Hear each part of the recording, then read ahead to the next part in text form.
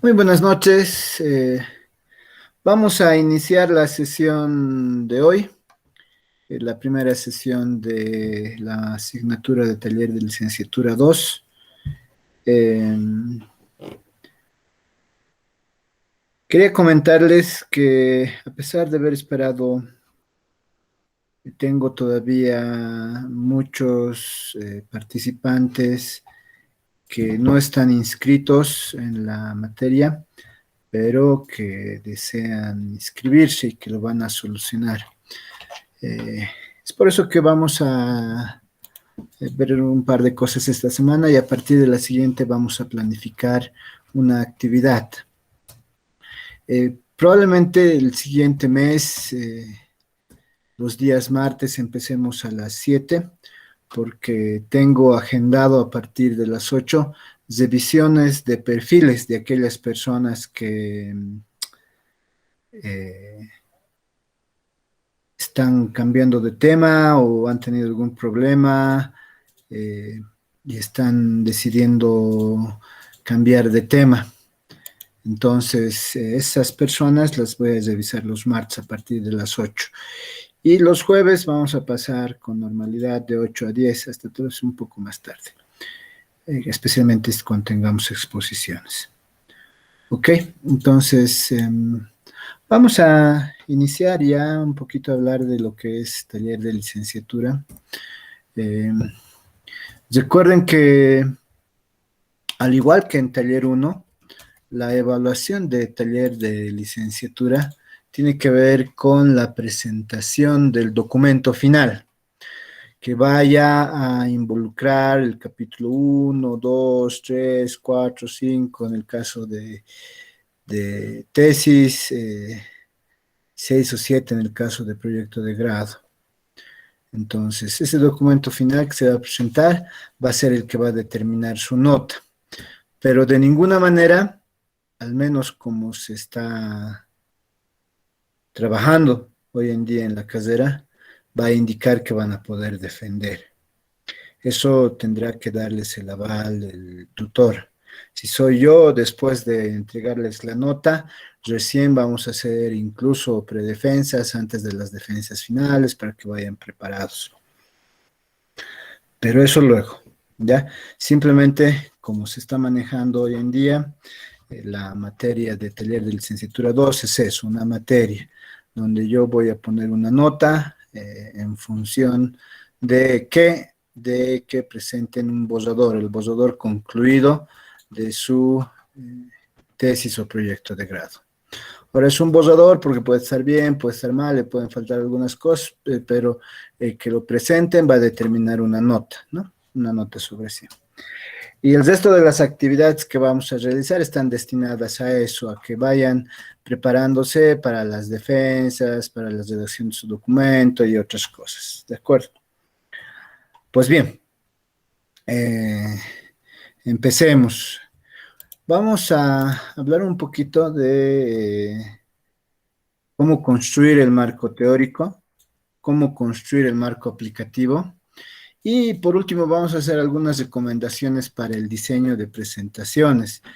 ¿Por qué estamos hablando del diseño de presentaciones? Pues básicamente porque a partir de la siguiente semana, todo el mundo, sin excepción, todo el mundo sin excepción, eh, tiene que defender en 5 minutos su perfil.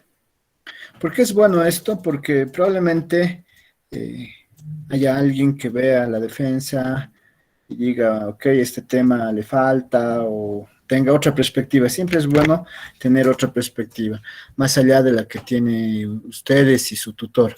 Siempre es bueno tener otra perspectiva. Y además les va a ir preparando para ya la defensa final. De acuerdo. Entonces, vamos a continuar. Marco teórico. Para construir el marco teórico, nosotros tenemos que basarnos en dos cosas, fundamentalmente. Nos tenemos que basar en el título y en la metodología. estos dos son elementos nos van a permitir construir el marco teórico. Cuando hablo del título de su tema. Por ejemplo, Sistema Web de Control de Almacenes para la empresa X. Entonces, ya en el título nos dice Sistema Web. ¿Qué tengo que buscar? Tengo que buscar información sobre ingeniería de software, metodologías de desarrollo de software, de ingeniería web, metodologías de modelado web, por ejemplo.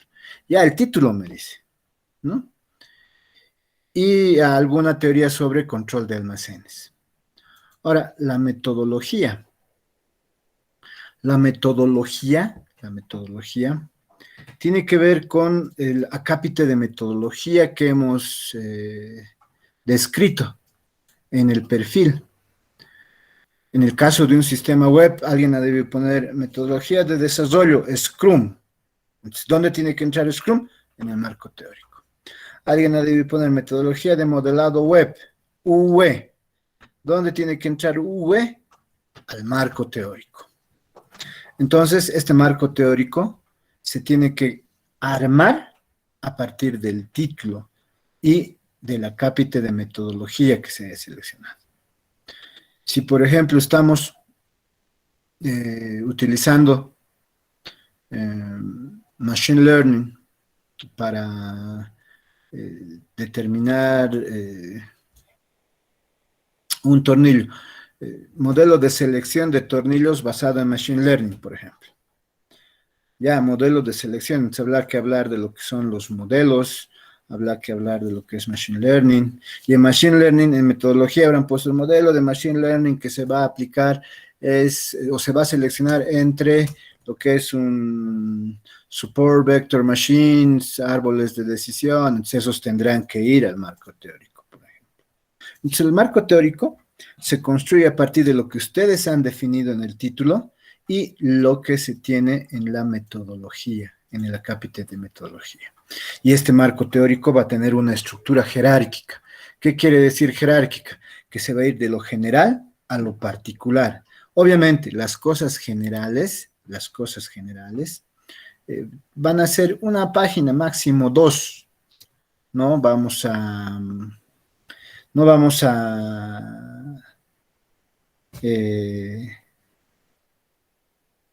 ahondar más. ¿A qué me refiero con cosas generales? Por ejemplo, estamos diciendo ingeniería de software, una plana.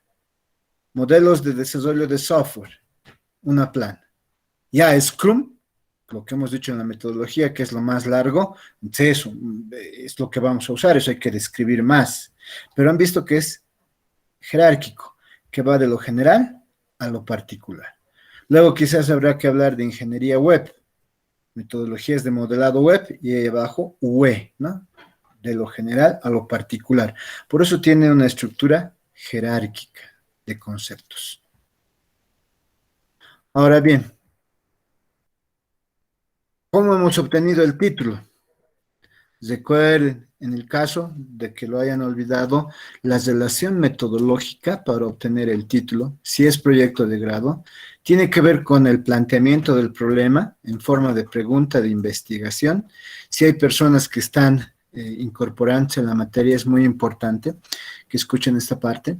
Nosotros estamos diciendo que tiene que ser un problema en forma de pregunta de investigación y el objetivo, que responda a esa pregunta de investigación. Esos dos, a partir de esos dos elementos, se tiene que generar el título. Siempre y cuando estemos hablando de proyecto de grado. Ahora, ¿qué pasa si estamos hablando de tesis de grado?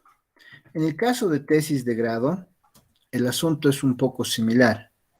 Los elementos que intervienen para definir el título de nuestro trabajo, en este caso son el problema, planteado en forma de pregunta de investigación, el objetivo, que responde a esa pregunta, y la hipótesis, que me dice cómo voy a conseguir ese objetivo y qué puedo medir.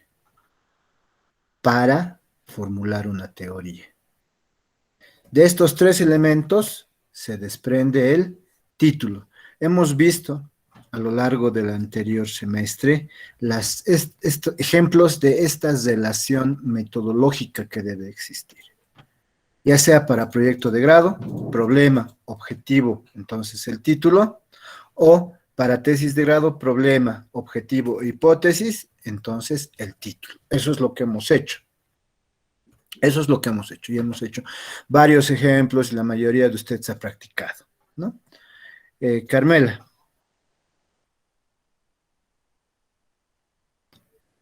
Carmela, ¿tienes alguna pregunta?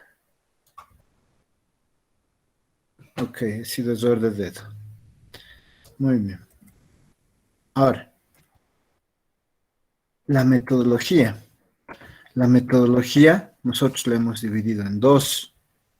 Metodología de investigación, donde decíamos el método de investigación, el tipo de investigación, el método que íbamos a usar, y luego los procedimientos como entrevistas y demás que íbamos a usar, pero de investigación.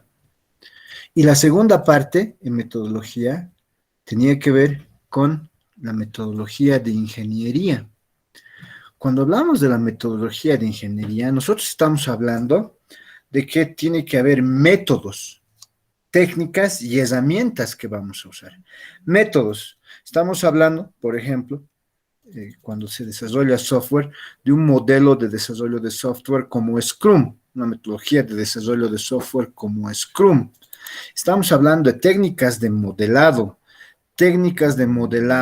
como UE o WebML, por ejemplo, ¿no? Técnicas de modelado. Y estamos hablando de herramientas. Por ejemplo, ¿qué herramientas vamos a utilizar para modelar?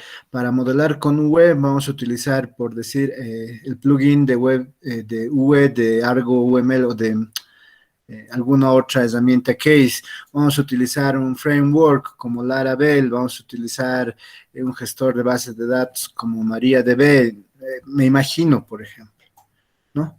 Entonces, todos estos elementos, métodos, técnicas y herramientas son los que se van a describir en el marco teórico. ¿Dónde se pone muy poco énfasis?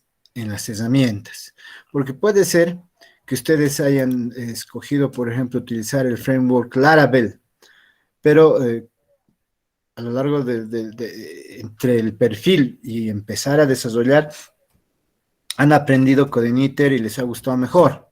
Han dicho, es más fácil, o no sé, al final han dicho, creo que vamos a usar Django, porque Python es lo último que hemos aprendido, es más liviano, es más veloz, la conexión con las APIs es más sencilla, no sé. Entonces se puede cambiar. Por eso, en el marco teórico, lo que no debe hacerse mucho hincapié es en las herramientas. En algunos casos ni es necesario, ¿sí? ¿Dónde es necesario? Cuando, digamos, ustedes están utilizando un framework relativamente nuevo, un gestor de base de datos no relacional, que quizás quisiéramos ver, pero si es algo que todo el mundo conoce, entonces probablemente no sea muy necesario. Entonces, acabamos de repasar cómo hemos obtenido el título y cómo hemos obtenido la metodología. Esa metodología y ese título que nos van a servir para construir el marco teórico, ¿no es cierto? Ahora, ya formalizando un poco más las ideas, decimos, el marco teórico presenta una estructura jerárquica de conceptos, de lo general a lo particular, jerárquica. Lo general, muy somero, ¿no? Una plana, lo más. Y lo específico, lo más detallado posible. El marco teórico se construye seleccionando, a partir de la selección de fuentes de información que pueden ser primarias, secundarias, terciarias. Las fuentes primarias son las fuentes originales, investigaciones originales, no, como hemos revisado también en Taller 1. Y también se construye a partir de la recolección y ordenamiento de la información. Es decir, nosotros vamos a ir recolectando la información en base a nuestro título, en base a nuestra metodología, y una vez que hemos recolectado, vamos a ir ordenando la información para determinar qué elementos o qué partes de ciertos documentos van a ingresar en nuestro marco teórico. Esa es la idea fundamentalmente. Ahora, ¿cómo se construye el marco aplicativo? El marco aplicativo, siempre el marco aplicativo, que es usualmente el capítulo 3, tanto para proyecto como para tesis de grado, este capítulo 3 siempre debe tener una introducción, un 3.1 que sea una introducción. ¿Qué se incluye en esta introducción? Se incluye el cómo van a conjuncionar métodos, técnicas y herramientas seleccionadas. Por ejemplo, ustedes dicen que van a utilizar Scrum, y probablemente para definir Scrum, ustedes necesitan definir un backlog product y una pila de sprints, o definir los sprints. Y dentro del backlog product, por ejemplo, pueden estar los módulos, y para cada módulo pueden estar los modelos de UE, por ejemplo, ¿no? En cada iteración se construyen ciertos modelos. Entonces, se tiene que describir tanto gráfica como textualmente cómo están conjuncionando. Yo llamo a eso refactorizar los métodos, la refactorización de la metodología, de las técnicas, una refactorización de los métodos, ¿no? Haciendo referencia, haciendo alusión a la refactorización de código que se conoce dentro de XP. En la refactorización de código tiene que ver con la reutilización de los códigos para construir uno nuevo. De la misma manera, nosotros estamos hablando de la refactorización de métodos para obtener uno nuevo, ¿no? Luego, a partir de esa introducción y esa refactorización, ¿no? Esa conjunción de métodos y técnicas, empezar el desarrollo, ¿no? Por ejemplo, me figuro que Scrum nos va a decir un pregame, un game y un postgame. En el pregame nos va a pedir ciertas cosas. En el game, donde van a estar los diferentes sprints o revisiones, ahí vamos a poner que se van a encontrar los modelos de UE. Entonces, en el desarrollo, mi siguiente punto, el 3.2, por ejemplo, ¿qué será? Pregame, ¿no? Porque es lo primero que se hace. Y si he encontrado algún subtítulo dentro de este, incluir ese subtítulo. Por eso, en el desarrollo se incluye el desarrollo de la propuesta, de acuerdo a las etapas y fases que se han determinado en la introducción. Y sin perder de vista el objetivo general y los objetivos específicos planteados en nuestra investigación. Entonces, como les decía, en la introducción que se debe describir los métodos, las técnicas y las herramientas que se van a usar. Es decir, cómo vamos a refactorizar todo esto. Entonces, producto de hacer el análisis de los métodos, técnicas y herramientas, ¿qué vamos a encontrar o qué vamos a definir? Vamos a definir las fases o etapas refactorizadas para el desarrollo de nuestro trabajo. De la misma manera, probablemente en algún caso, cuando estemos trabajando con Machine Learning, probablemente necesitemos algún método para construir el modelo de Machine Learning. Un método que puede ser un método basado en Data Mining o puede ser un método basado en Data Science. Entonces, este método va a seguir ciertas etapas. Y nosotros tenemos que describir en cuál de esas etapas, por ejemplo, vamos a hacer el uso de los algoritmos de Machine Learning que hemos pensado usar, el Support Vector Machine o los árboles de decisión o redes neuronales, ¿no? Entonces, ¿en qué etapa? Igual, de la misma manera, lo que estamos haciendo son describir esas fases o esas etapas refactorizadas para el desarrollo de nuestro trabajo. Además, debes responder al aporte teórico que se planteó en el marco introductorio. En el marco introductorio nosotros hemos incluido un aporte teórico que les decía es la combinación de los métodos, metodologías, técnicas que se están usando. Entonces, si ustedes han puesto en el marco introductorio que su aporte teórico es la combinación de Scrum con UE, porque no hay ningún libro que les diga, quiere desarrollar sistemas web con Scrum y UE, haga así, no hay. Entonces, ese es su aporte teórico. O para muchos de ustedes, cuando están utilizando, por ejemplo, una tesis, en el caso de la tesis que estábamos hablando, del modelo de Machine Learning, probablemente ustedes hayan visto que se maneja de manera indistinta, desde el enfoque tradicional, modelos de data mining, desde el enfoque ya más contemporáneo, modelos de data science. Entonces, ambos en algún lugar dicen, utilice un modelo de Machine Learning, utilice un modelo de aprendizaje automático. Entonces, ustedes tienen que describir además cómo ese modelo se va a implementar, porque cada modelo de Machine Learning, cada algoritmo de Machine Learning tienen sus propias particularidades que se tienen que ajustar de acuerdo a ese método. Entonces, todo lo que ustedes van a hacer, como yo les decía en taller 1, tiene que fundamentarse en un método, a menos, claro está, que lo que ustedes estén planteando sea un método. Si es un método lo que ustedes están planteando, entonces, en ese caso, seguramente eh, seguramente en ese caso van a necesitar plantear de diferentes maneras. Pero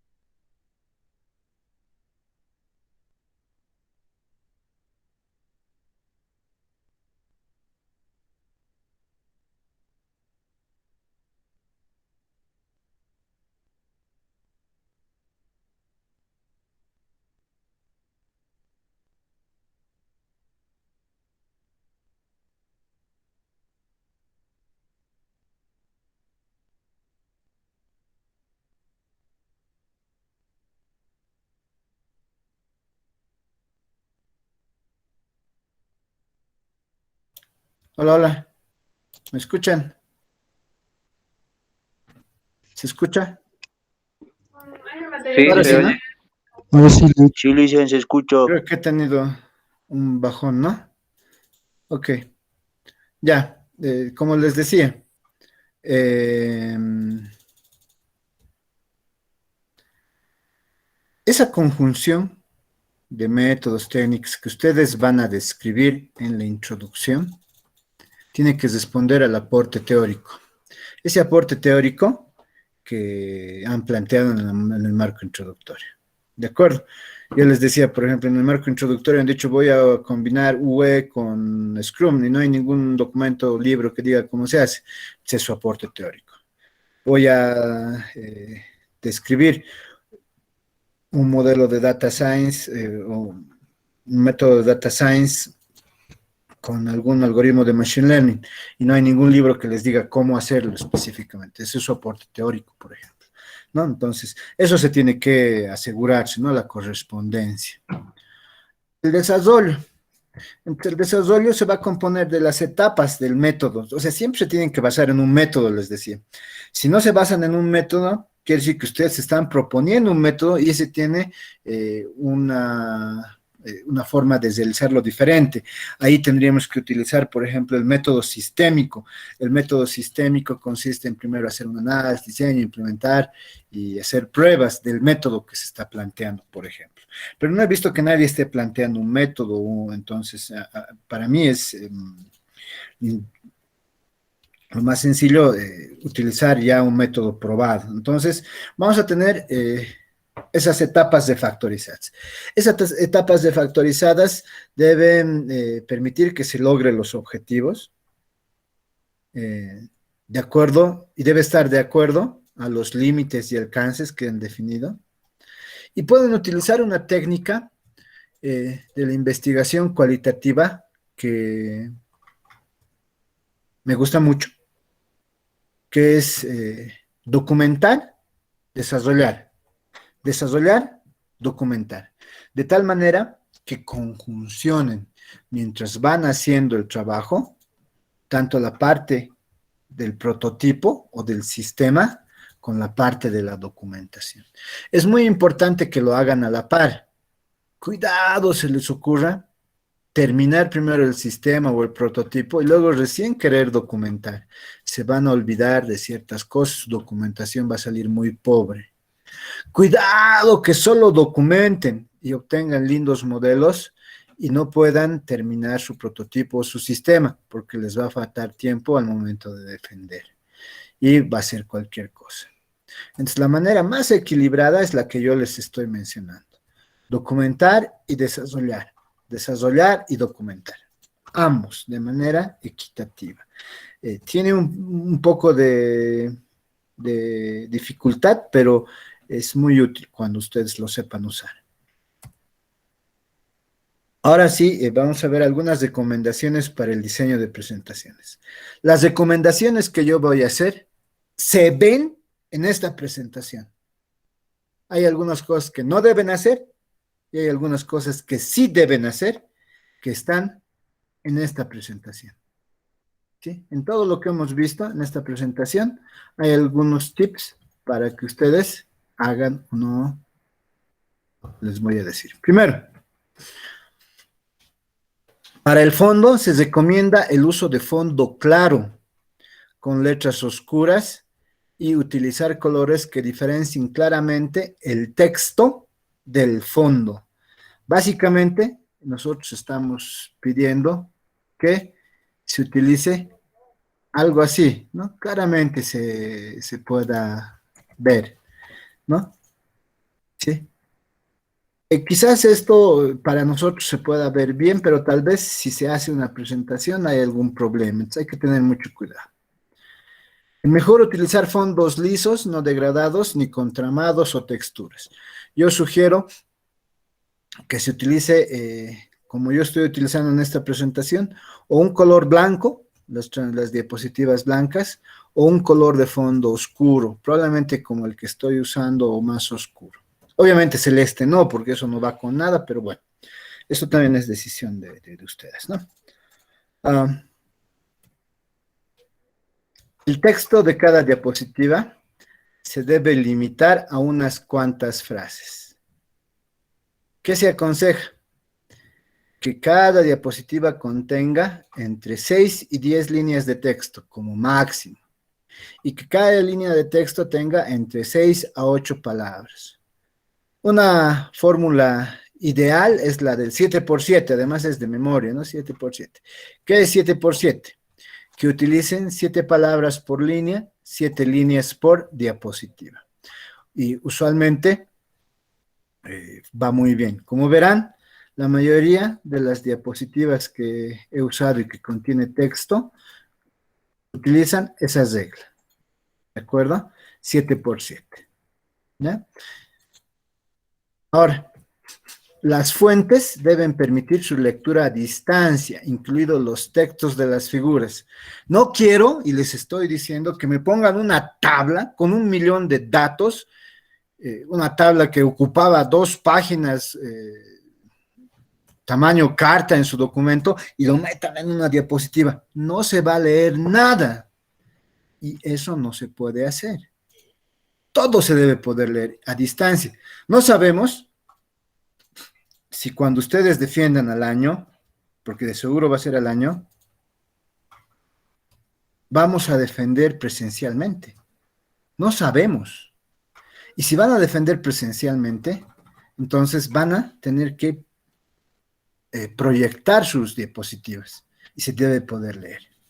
Para eso hay que utilizar un tipo de letra claro y fácil de leer. No quiero que utilicen letras que parezcan letras góticas, que no permiten que se lea claramente.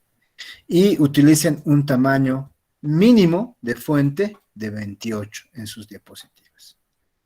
Otra recomendación, no se recomienda usar muchos tipos de letra ni de colores, generalmente con 2 tipos es suficiente. Si ustedes han visto a lo largo de la diapositiva, todo está basado en blanco o anaranjado, amarillo, ¿no? ¿Ven? Todo. Entonces, 2 tipos. Y los tipos de letra tienen que ver con los tipos de letra que se utilizan en el texto, y en nuestro caso probablemente con código, si escribiera alguno. Es recomendable no escribir todo el texto en mayúsculas, recuerden la etiqueta.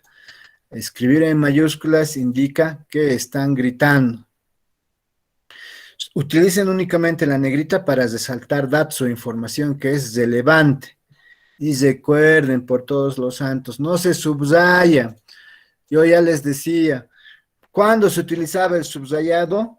En las máquinas de escribir, para decir que era título, subtítulo, pero en los ordenadores, ¿qué utilizamos? Utilizamos las negritas. Ahora, hay algunos autores que sugieren que se utilice la cursiva para resaltar, pero yo les he dicho, hay que utilizar la regla que hemos aprendido. Negrita para resaltar, entre comillas, para copias textuales de más de una oración, que no sean palabras, cursiva para palabras en otro idioma, ¿no? Que es la regla que hemos utilizado para redactar nuestro documento, que la vamos a mantener para realizar nuestras presentaciones. Ahora, se recomienda reducir el tamaño de las imágenes antes de incluirlas en la presentación. ¿Con qué objeto? O sea, utilizando un software especializado para que no pierda la calidad. Cuando ustedes en PowerPoint amplíen o reducen, a veces pierde su calidad. Es preferible hacerlo con una aplicación que te permita ampliar o reducir sin perder la calidad de la imagen. Evitar usar fotos como fondo, ya que al aplicar el texto encima es fácil que no se pueda leer. De igual manera, en el caso que se quiera introducir texto dentro de una fotografía, se puede hacer enmarcándolo dentro de un recuadro para diferenciarlo del fondo. ¿Qué no se debe hacer? No se debe, como en este caso, utilizar una foto de fondo, y vean cómo los recuadros en los que está el texto, yo les he puesto transparentes, les he puesto una transparencia. Esta transparencia permite que se vea la imagen, un poco de la imagen del fondo, pero evita que se lea el texto. Y no nos interesa mucho el texto, la imagen, nos interesa el texto. En este caso, por ejemplo, el cuadro de texto que se ha incluido permite que se lea perfectamente, ¿no? Perfectamente. Entonces, si se quiere utilizar fotos de fondo, esta es una buena idea, o no darle tanta transparencia a los cuadros de texto para que estos no se puedan leer correctamente. Esa es la idea. Ahora, las tablas, figuras, gráficos deben contrastar colores para que se vean. Uno de los problemas que nosotros como informáticos tenemos es que somos muy malos para combinar colores. Ponen celeste y blanco y lo arruinan todo, por ejemplo. Eso es horrible. Entonces, me encanta este curso, todos son del Tigre, ¿no? Desde el principio yo sabía, quedo fascinado con este curso. No. Muy bien, a mí me encanta. Le he dado palo de celeste y todo, y nadie ha dicho nada. ¿Será que están muy mal? Ya están todos así con la cabeza baja, pero bueno, qué bien, me encanta este curso. Sí, vamos a seguir dándole palo a los celestes. Tigre ya. De corazón, dicen. ¿No ve? No hay que darles palo a los celestes. Además está mal, hay que aprovechar.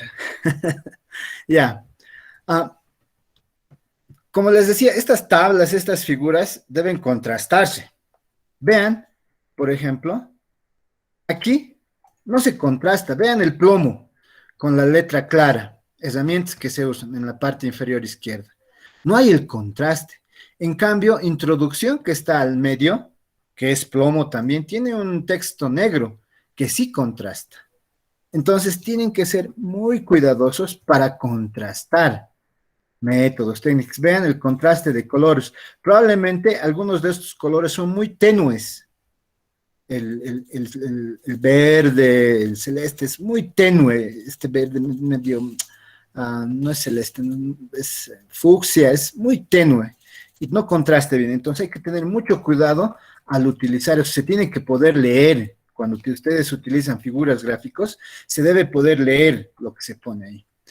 Como les decía, evitar tablas engorrosas con abundancia, es decir, no quiero que agarren una tabla que apenas ha entrado en una página tamaño carta y lo metan en la diapositiva, como sea. No, utilicen esquemas, figuras claras con pocas siglas. Vean, nosotros en este caso hemos utilizado todos, la mayoría del texto son esquemas y los esquemas nos los permite PowerPoint, ¿no? De la misma manera, presentaciones de Google tiene muy buenos esquemas, ¿no? Que se pueden utilizar.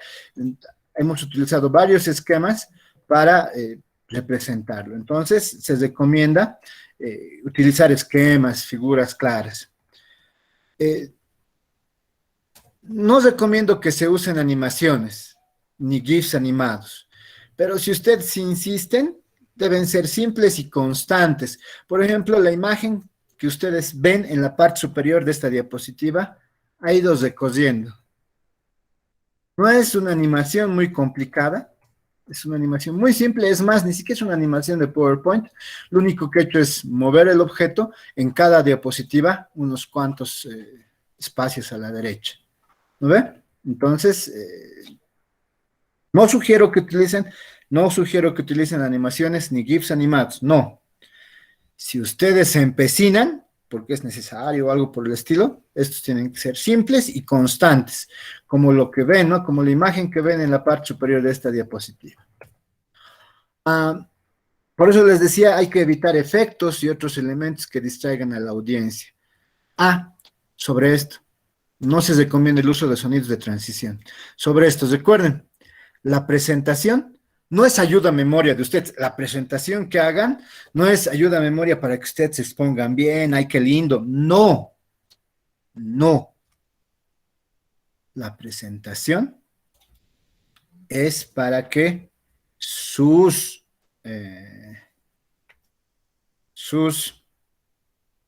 espectadores, su tribunal, el público, entienda su trabajo. Es para ellos, no es para ustedes. Así que prohibido usar como ayuda a memoria. Otros le ponen palabritas por todas partes para que se acuerden, ¿no? Y el que lee dice, ¿qué significará esa palabra? ¿Qué se referirá? No es ayuda a memoria, es para que el público les entienda. Hay que apoyarse cuando ustedes se expongan en fundamentos que sean sólidos y robustos. ¿Qué quiere decir robustos? Que funcionen aún en la peor de las situaciones posibles.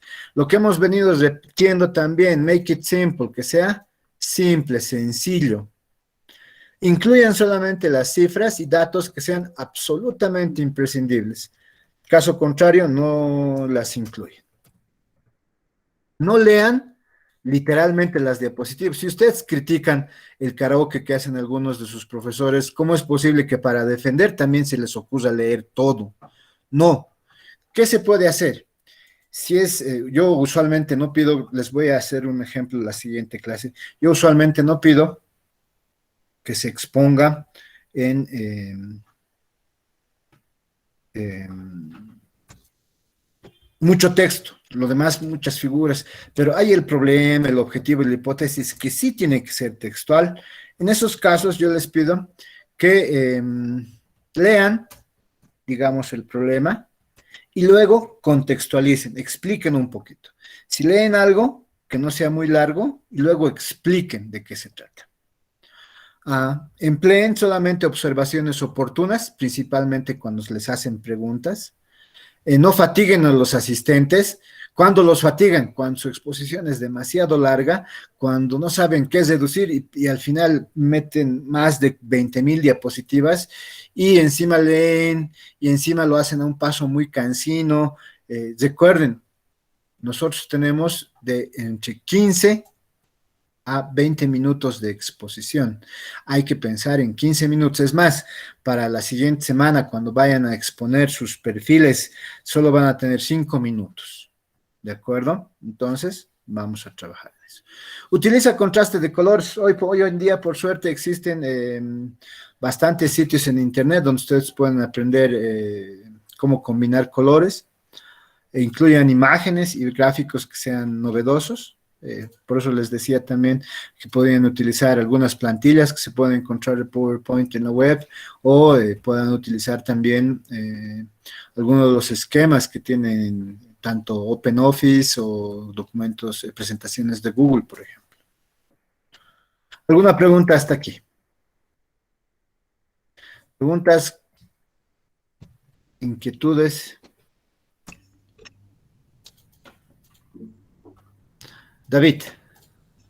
Leiko, una pregunta. ¿Va a haber un listado de las personas que tienen que defender la siguiente semana? Y de ser así, ¿cuándo lo va a compartir para poder ir preparando el material? Lo voy a compartir el jueves, ¿ya? Voy a decidir si voy a empezar por el último o voy a empezar por el principio, y si voy a intercalar o no.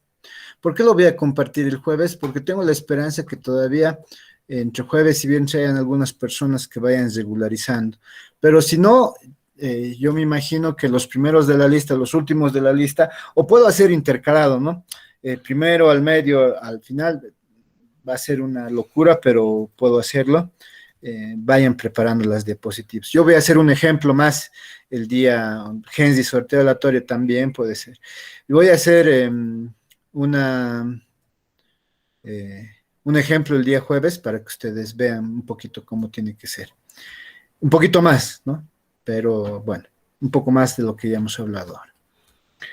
Pero el jueves lo voy a compartir. Ya el martes lo vamos a hacer de 7 a 8, unos cuantos. Y el jueves desde las 8 hasta las 10, un poquito más de las 10. ¿Está bien? Recuerden, estamos adelantando un poquito porque tengo que hacer revisión de perfiles de 8 adelante. Entonces, si yo ya tengo agendado, me van a hablar a mi personal y voy a ir agendándoles. Si no puedo acabar un martes, tal vez un miércoles en la mañana. Voy a ver cómo voy completando eso, por favor. ¿Ya? Lick, dos preguntas. ¿Alguna otra pregunta? Sí, dale, Sharon. Este, uno, solo podemos cambiar de título, puedo cambiar, digamos, de proyecto a tesis y viceversa, se puede. Y el otro, si a la siguiente semana vamos a defender y vamos a cambiar, digamos, entonces nuestro perfil tendría que ser otro, supongo. ¿Y cómo se va a hacer el tratamiento de eso? Es la muerte, ¿no? Eso es un caso excepcional.